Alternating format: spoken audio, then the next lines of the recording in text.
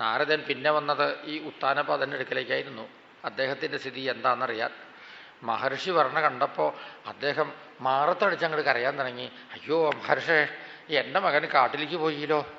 ശ്രാന്തം ശയാനം ക്ഷുധിതം പരിമ്ലാനം മുഖാംബുജം. അയ്യോ, അവന് ദാഹിക്കുമ്പോഴേ വിശക്കുമ്പോഴേ ആരെങ്കിലും ഉണ്ടാവുമോ വല്ലതും കൊടുക്കാൻ? ഇതൊക്കെ ചോദിച്ചുകൊണ്ട് അദ്ദേഹം കരയ കണ്ടു. നാരദന് അനുകമ്പ തോന്നി. പാവം സ്ത്രീരിതനായി പോയാൽ എന്ത് ചെയ്യും? അതെ, അങ്ങ് പരിഭ്രമിക്കാണ്ടിരിക്കൂ. അങ്ങയുടെ മകൻ ഭഗവാനെ നേരിട്ട് കണ്ട് സ്വന്തം കീർത്തിയും അങ്ങയുടെ കീർത്തിയും വലുതാക്കിക്കൊണ്ടാണ് ഇങ്ങോട്ട് തിരിച്ചു വരിക. 6 മാസത്തിനകം ഞാനാണ് പറഞ്ഞത്, വിശ്വസിച്ചോളൂ. ധ്രുവൻ നാരദൻ്റെ അനുഗ്രഹം മേടിച്ച് നേരെ മധുവനത്തിൽ ചെന്നു. ആ കാളിന്തിപ്പുഴയിൽ അങ്ങ് മുങ്ങിക്കുളിച്ചു. ഒറ്റ കാലുമ്മൽ നിന്നുകൊണ്ടാണ് തപസ്. കൈ രണ്ടും അങ്ങനെ തലയ്ക്ക് മുകളിൽ പിടിച്ച് ഓം നമോ ഭഗവതേ വാസുദേവായ, ഓം നമോ ഭഗവതേ വാസുദേവായ ഈ മന്ത്രം ഇങ്ങനെ ജപിച്ചുകൊണ്ടിരിക്കും സദാസമയം. 3 ദിവസം കഴിഞ്ഞു കണ്ണൊന്ന് തുറന്നു. കാളിന്തിപ്പുഴയിൽ ഒന്നും കൂടി മുങ്ങിക്കുളിച്ചു. ചില പഴങ്ങൾ മാത്രം തിന്നു. വീണ്ടും തപസ് ആരംഭിച്ചു. അങ്ങനെ 1 മാസം കഴിഞ്ഞു. 2-ാം മാസത്തിലേക്ക് കടന്നപ്പോഴോ 6 ദിവസം കൂടുമ്പോൾ കണ്ണ് തുറക്കുക, സ്നാനം ചെയ്യുക, ആഹാരം കഴിക്കുക എന്നായി. 3-ാം മാസത്തിലേക്ക് കടന്നപ്പോഴോ അത് നവമേ 9 ദിവസം കൂടുമ്പോൾ. 4-ാം മാസത്തിലേക്ക് കടന്നപ്പോൾ ദ്വാദശേഹനി 12 ദിവസം കൂടുമ്പോൾ. 5-ാം മാസത്തിലേക്ക് കടന്നപ്പോൾ വായുഭക്ഷ കണ്ണ് തുറക്കുകയില്ല എന്നുള്ള മട്ടായി. അങ്ങനെ വായുഭക്ഷണം മാത്രം. 5 വയസ്സായ ഒരു പിഞ്ച് ബാലൻ പ്രാണനെയൊക്കെ നല്ലോണം നിരോധിച്ചുകൊണ്ട് ഒറ്റ കാലുമ്മൽ നിന്നുകൊണ്ടാണ് തപസ്. നാരദൻ പറഞ്ഞുകൊടുത്ത ഭഗവാന്റെ ചിത്രം ഹൃദയത്തിൽ, മന്ത്രം ചുണ്ടിലും. ഓം നമോ ഭഗവതേ വാസുദേവായ, ഓം നമോ ഭഗവതേ വാസുദേവായ, ഓം നമോ ഭഗവതേ വാസുദേവായ. മധുവനം ആകെ കോരിത്തെരിച്ചുപോയി ഈ തപസ് കാരണം. മൃഗങ്ങൾ ആ വഴിക്ക് വരാതെ കണ്ടായി, പക്ഷികൾ ശബ്ദിക്കാതെ കണ്ടായി. മധുവനത്തിലാകെയുള്ള നേർത്ത ഒരു ശബ്ദം ഇത് മാത്രം. 5 വയസ്സായ ഒരു പിഞ്ചുബാലൻ്റെ മുഖത്തുനിന്ന് വരുന്ന മഹാമന്ത്രത്തിൻ്റെ ധ്വനി മാത്രമേ ഉള്ളൂ അവിടെ എന്ന അവസ്ഥയായി. ചിത്രത്തിൽ എഴുതിയതുപോലെ നിശ്ചലമായിപ്പോയി മധുവനം. ദേവന്മാർക്കും അത്ഭുതം തോന്നി. ഇതേവരെ ലോക ചരിത്രത്തിൽ ഉണ്ടായിട്ടില്ല അങ്ങനത്തെ ഒരു സംഭവം. 5 വയസ്സായ പിഞ്ചുബാലൻ ഇങ്ങനെ തപസ് ചെയ്യുക എന്നത്. ദേവന്മാർ ഭഗവാന്റെ അടുക്ക ചെന്ന് പറഞ്ഞു ഈ വിവരം. കണ്ടില്ലേ തപസ്? ഭഗവാൻ പറഞ്ഞു, ഞാൻ കണ്ടു, ഞാൻ മാത്രം കണ്ടാൽ പോരാ, ഇത് മാലോകർ മുഴുവനും കാണണം, അതിനുവേണ്ടി ഞാൻ കാത്തിരുന്നതാണ്. ഇനി ഒട്ടും താമസമില്ല. ഭഗവാൻ ധ്രുവൻ്റെ മുമ്പിൽ അങ്ങോട്ട് ചെന്ന് നിന്നു. ഭഗവാനെ കണ്ടാൽ എന്ത് ചെയ്യണം എന്ന് ആരും പറഞ്ഞു കൊടുത്തിട്ടില്ല. ആകെ കൂടി ഈ 5 വയസ്സായ ബാലൻ എന്തറിയാം? അമ്മയുടെ മടിയിലിരിക്കും, അമ്മ കെട്ടിപ്പിടിക്കും, അമ്മയുടെ കവിളുമ്മൽ ഉമ്മ വയ്ക്കും. അതൊക്കെ തന്നെയാണോ ഈ ഭഗവാന്റെ അടുത്തും ചെയ്യേണ്ടത്? അറിഞ്ഞുകൂടാ. ചുംബന്നിവാസ്യേന ഭുജൈരിവാശ്ലിഷൻ, ഒന്ന് കെട്ടിപ്പിടിക്കണോ, ഉമ്മ വയ്ക്കണോ അറിയാതെ കണ്ട് പകച്ചുകൊണ്ടിരിക്കുന്ന ആ ബാലൻ്റെ കവിൾത്തടത്തിൽ ഭഗവാൻ തൻ്റെ ശംഖ് കൊണ്ട് ഒന്ന് അങ്ങോട്ട് തൊട്ടു. മുമ്പ് പറഞ്ഞുല്ലോ ഭഗവാന്റെ കയ്യിലെ ശംഖ് എന്ന് പറഞ്ഞാൽ ജ്ഞാനത്തിൻ്റെ പ്രതീകമാണ് എന്ന്. ആ സ്പർശം അങ്ങോട്ട് ഏറ്റതോടുകൂടി ധ്രുവൻ്റെ ഉള്ളിൽ ജ്ഞാനം അങ്ങോട്ട് ഉണർന്നു. എന്നിട്ടങ്ങോട്ട് സ്തുതിക്കാൻ തുടങ്ങി. യൊന്ത പ്രവിശ്യ മമവാചമിവം പ്രസുപ്തം, എൻ്റെ ഉള്ളിൽ ഉറങ്ങിക്കിടക്കുന്ന ശക്തികളെല്ലാം ഈ സ്പർശം കൊണ്ടിങ്ങനെ ഉണർന്നിങ്ങനെ വരണു എന്ന്. ഈ ശക്തി ഉണരുമ്പോഴാണ് ഓരോ പ്രവൃത്തി ചെയ്യാൻ സാധിക്കുക. കണ്ണ് കാണുന്നതും ചെവി കേൾക്കുന്നതും ബുദ്ധി ആലോചിക്കുന്നതും മനസ്സ് സങ്കല്പിക്കുന്നതും കാല് നടക്കുന്നതും ഒക്കെ ഈ ശക്തി ഉണരുമ്പോഴാണ്. ഭഗവാന്റെ അനുഗ്രഹം ഉണ്ടാവണം, അപ്പോഴാണ് ശക്തി ഉണരുക. അവിടുത്തെ ശക്തി, അവിടുന്ന് അനുഗ്രഹമുള്ളത് കൊണ്ട് ശക്തി ഉണരണു. അതുകൊണ്ട് എനിക്ക് ഓരോന്ന് ചെയ്യാൻ സാധിക്കണു എന്ന് മാത്രം. ഇനി ഒരൊറ്റ പ്രാർത്ഥന മാത്രമേ ഉള്ളൂ. ഭക്തി മുഹുപ്രവഹതം ത്വയിമേ പ്രസംഗോ ഭൂയാൽ. എന്നും അവിടുത്തെ ഭക്തന്മാരുമായിട്ട് എനിക്ക് സംസർഗമുണ്ടാവണം. ഭക്തന്മാരുമായിട്ട് സംസർഗം ഉണ്ടായാലേ ഭഗവത് കഥകൾ വേണ്ട പോലെ കേൾക്കാൻ പറ്റുള്ളൂ. ഭഗവത് കഥകൾ കേട്ടാലേ മനസ്സ് നിർമ്മലമായി തീരുള്ളൂ. അങ്ങനെ എന്നും അവിടുത്തെ കഥകളിങ്ങനെ കേട്ട് എൻ്റെ മനസ്സിലുള്ള എല്ലാ മാലിന്യവും നീങ്ങി എനിക്ക് അവിടുത്തെ പ്രാപിക്കാൻ സാധിക്കണ്ടേ? അതിന് എന്നും സജ്ജന സംസർഗം എനിക്ക് ഉണ്ടാക്കി തീർക്കുക. പിന്നെ എപ്പോഴെങ്കിലും ഞാൻ അവിടുത്തെ വിട്ട് അകലെയാണ് എന്ന് വന്നാൽ, സ്വന്തം കുട്ടി അകന്നുപോയാൽ തള്ളപ്പശുവിന് വല്ലാത്ത ഒരു വെമ്പലുണ്ട്.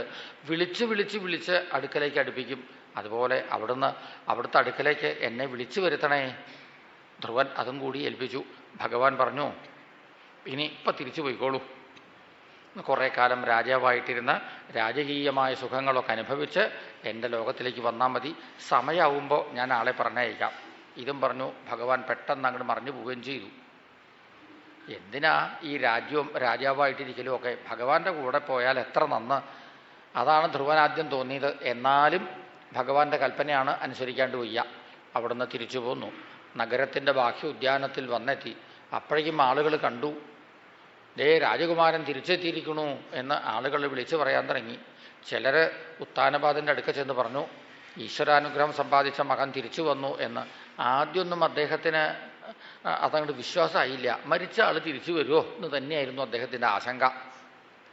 അങ്ങനെയല്ല, തിരിച്ചെത്തി എന്ന് ആ ആൾ ഉറപ്പിച്ച് പറഞ്ഞപ്പോൾ അദ്ദേഹത്തിന് ഓർമ്മ വന്നു, ഓ നാരദൻ പറഞ്ഞതാട്ടോ, 6 മാസത്തിനകം തിരിച്ചു വരും എന്ന്. ശ്രദ്ധായ വാക്യം ദേവഋഷയെ, ശരിയാവാം.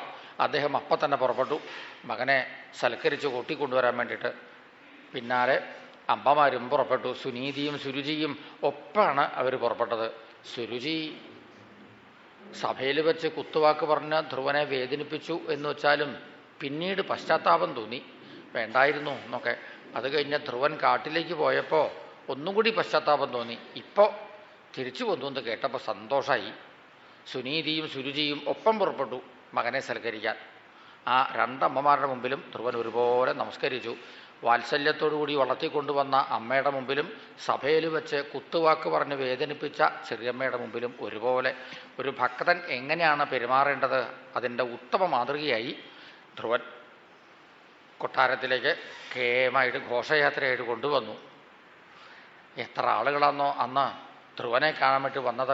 5-ാമത്തെ വയസ്സിൽ ഭഗവാനെ നേരിട്ട് കണ്ട് അനുഗ്രഹം സമ്പാദിച്ച ആളാണ് ഇപ്പോൾ ഈ വന്നത്. അപ്പോൾ ആ ഒരു ബഹുമാനത്തോടു കൂടിയിട്ടാണ് ഈ ആളുകൾ ഇങ്ങനെ ധ്രുവനെ കാണാൻ വന്നതൊക്കെ. ധ്രുവൻ്റെ മുമ്പിൽ ആളുകൾ നമസ്കരിച്ചു. ധ്രുവനെ വളർത്തിക്കൊണ്ടുവന്ന സുനീതിയുടെ മുമ്പിലും കൂടി ആളുകൾ നമസ്കരിച്ചു. ഓരോ ദിവസം കഴിയും തോറും ധ്രുവന് ആളുകളുടെ നേർക്ക് വലിയ സ്നേഹം, എല്ലാവർക്കും ധ്രുവൻ്റെ നേർക്ക് വലിയ ബഹുമാനവും. ഇങ്ങനെയാണ് അദ്ദേഹം വളർന്ന് ഇങ്ങനെ വന്നത്. കഷ്ടിച്ച് രാജ്യകാര്യങ്ങളൊക്കെ നിർവഹിക്കാറായി. ഇത്രയായപ്പോൾ ഉത്താനപാദൻ ആലോചിച്ചു, ഇനി താനെന്തിനാ ഈ സിംഹാസനത്തിലിരിക്കണേ?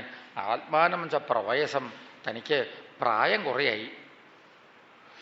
ഇനി ധ്രുവൻ രാജ്യം ഭരിക്കട്ടെ നിശ്ചയിച്ചു. അദ്ദേഹത്തിനെ അടുത്ത രാജാവാക്കി അവരോധിച്ചു. ഉത്താനപാദൻ അവിടുന്ന് അങ്ങോട്ട് പോവുകയും ചെയ്തു തപസ് ചെയ്യാൻ വേണ്ടി. ധ്രുവനാണ് പിന്നെ രാജ്യകാര്യങ്ങളൊക്കെ നിർവഹിച്ചത്. ഒരു ദിവസം ഉത്തമൻ എന്തോ ആവശ്യത്തിനായിട്ട് കാട്ടിലേക്ക് പോയി. കാട്ടിൽ വെച്ച് എന്തോ കാരണവശാൽ ഒരു യക്ഷനുമായിട്ട് തർക്കിച്ചു. അവസാനം അത് കലഹമായി. ആ യക്ഷൻ ഉത്തമനെ വധിച്ചു. ഉത്തമനെ അന്വേഷിച്ച് സുരുചി കാട്ടിലേക്ക് ചെന്നു. കാട്ടുതീയിൽ വെന്തു മരിക്കുകയും ചെയ്തു. ധ്രുവന് യക്ഷന്മാരുടെ നേർക്ക് ലേശം ഒരു ദേഷ്യം തോന്നി. എന്നിട്ട് അവരെ ഒന്ന് പേടിപ്പിക്കണം, ഒന്ന് അടക്കി നിർത്തണം എന്നൊക്കെ വിചാരിക്കേണ്ടായുള്ളൂ. യക്ഷന്മാരെ പേടിപ്പിക്കാൻ വേണ്ടി യുദ്ധത്തിന് വിളിച്ചു. അവരപ്പം ഭയങ്കരമായിട്ട് യുദ്ധം ചെയ്തു ധ്രുവനോട്. ധ്രുവൻ സ്വയം അറിയാതെ വല്ലാതെ ക്രുദ്ധനായി പോയി. എന്നിട്ട് നാരായണാസ്ത്രം അങ്ങോട്ട് തൊടുത്ത് വിട്ടു. യക്ഷന്മാർ ആ ദിവ്യാസ്ത്രത്തിൽ ഇങ്ങനെ ദഹിക്കാൻ തുടങ്ങി. കുറെ കഴിഞ്ഞപ്പോൾ മുത്തച്ഛനായ സ്വയംഭൂവനും ഇവിടെ ഇറങ്ങി വന്നു. എന്നിട്ട് ധ്രുവനെ ഉപദേശിച്ചു, അലം വത്സ അതിരോഷേണ തമോദ്വാരേണ പാപ്മന. ഇങ്ങനെ ദേഷ്യപ്പെടാമോ? എത്രത്തോളം ഒരാളുടെ ഉള്ളിൽ ക്രോധം ഉണർന്നു വരണു അത്രയും നരകത്തിൻ്റെ വാതിലാണ് തുറക്കണത്. അത് മനസ്സിലാക്കണം. ഇത് നമ്മുടെ വംശത്തിന് ചേർന്നതല്ല. ഏതോ യക്ഷൻ വന്ന് സഹോദരനെ വധിച്ചു എന്ന് പറഞ്ഞ് യക്ഷന്മാരെ മുഴുവനും അങ്ങ് ദഹിപ്പിച്ച് വിടെ. ഒരാൾ തെറ്റ് ചെയ്യുക, അനവധി ആളുകൾക്ക് അതിൻ്റെ ശിക്ഷ ഏൽക്കേണ്ടി വരിക. ഇത് ഒരു രാജാവിന് ചേർന്നതാണോ, ഒരു ഭക്തന് ചേർന്നതാണോ, നമ്മുടെ വംശത്തിന് ചേർന്നതാണോ? അതുകൊണ്ട് നിർത്തൂ ഈ യുദ്ധം. ഭഗവാനെ പ്രസാദിപ്പിക്കുക, അതാണ് ഒരു ഭക്തൻ ചെയ്യേണ്ടത്. എങ്ങനെയാണ് ഭഗവാനെ പ്രസാദിപ്പിക്കാൻ പറ്റുക? തിരീക്ഷയാ കരുണയാ മൈത്രിയാ ചാഖില ജന്തുഷു. എല്ലാവരോടും സ്നേഹത്തോടു കൂടി വേണം പെരുമാറാൻ. തിരീക്ഷ വേണം. ഇങ്ങോട്ട് ആരെങ്കിലും ദ്രോഹം ഏൽപ്പിച്ചാൽ അത് പൊറുക്കാനുള്ള സന്നദ്ധത വേണം. എല്ലാവരോടും സ്നേഹം, പ്രത്യേകിച്ച് ദീനന്മാരിൽ കരുണ. സമത്വേന ച സർവാത്മാ, സമന്മാരോട് സ്നേഹം. ഇതൊക്കെ ഉണ്ടായാലേ ഭഗവത് അനുഗ്രഹം സമ്പാദിക്കാൻ പറ്റുള്ളൂ. ഭഗവാൻ അനുഗ്രഹിച്ചാൽ പിന്നെ ആ ആൾക്ക് എന്താ ലഭിക്കാതെ കണ്ടുള്ളത്? നമ്മളൊക്കെ വെറും നിമിത്തമാണ് എന്ന് വിചാരിക്കുക. ഭഗവാൻ പ്രവർത്തിക്കുന്നു, നമ്മളൊക്കെ വെറും ചട്ടുകം മാത്രം. അല്ലാതെ ഞാൻ ചെയ്യുന്നു എന്ന അഹങ്കാരം ഒരിക്കലും പാടില്ല. ഭഗവാനാണ് സൃഷ്ടിയും സ്ഥിതിയും സംഹാരവും എല്ലാം ചെയ്തുകൊണ്ടിരിക്കുന്നത്. മാതാപിതാക്കളെ കൊണ്ട് സന്താനങ്ങളെ സൃഷ്ടിപ്പിക്കുന്നത് ഭഗവാൻ, അന്തകനെ കൊണ്ട് സംഹരിപ്പിക്കുന്നതും ഭഗവാൻ തന്നെ. അതുകൊണ്ട് ആ ഭഗവാനെ പ്രസാദിപ്പിക്കൂ, യുദ്ധം നിർത്തൂ.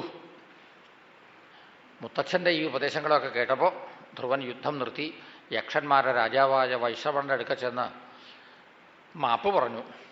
അദ്ദേഹവും പറഞ്ഞു, അങ്ങ് യുദ്ധം നിർത്തിയതിൽ എനിക്ക് വലിയ സംതൃപ്തിയായി എന്ന്.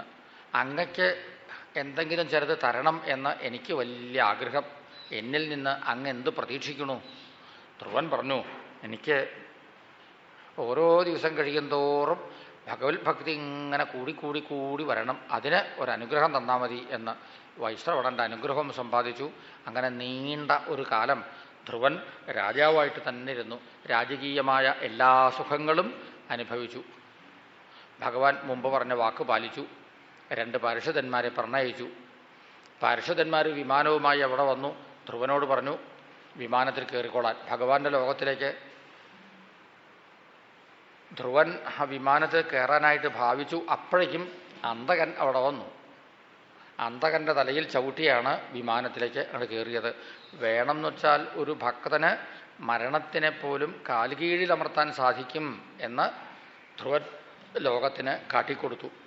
അങ്ങനെ മൃത്യുവിൻ്റെ ശിരസിൽ കാലുവെച്ച് ചവിട്ടി അമൃതത്വത്തിൻ്റെ ലോകത്തിലേക്ക് ധ്രുവൻ ഉയർന്നു.